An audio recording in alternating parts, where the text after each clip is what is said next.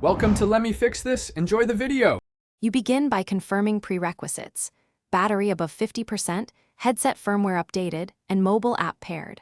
Once done, enable pass-through and mixed reality in settings experimental so the headset can blend real and virtual. Next, install the Mr. Title and pair controllers. You need tracked controllers or hand tracking depending on the game. Do these first because they unlock spatial mapping and camera feeds that Mr. Games require. After installation, launch the game so you can calibrate play space and start the in-game tutorial. You now focus on accurate calibration for a stable mixed reality experience. Begin by defining the Guardian bounds and scanning the room with pass-through so virtual objects anchor to real surfaces. Then calibrate floor level and head offset in the headset menu. Make sure controller tracking is clean, recenter if drift appears.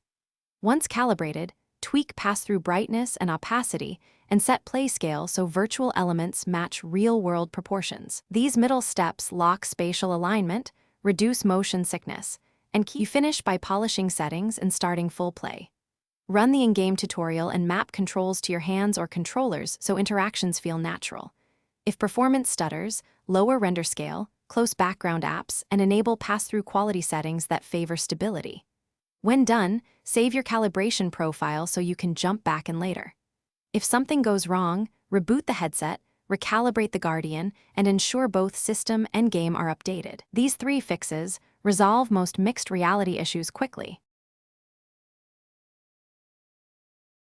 Thanks for watching. If you found this helpful, don't forget to like and subscribe.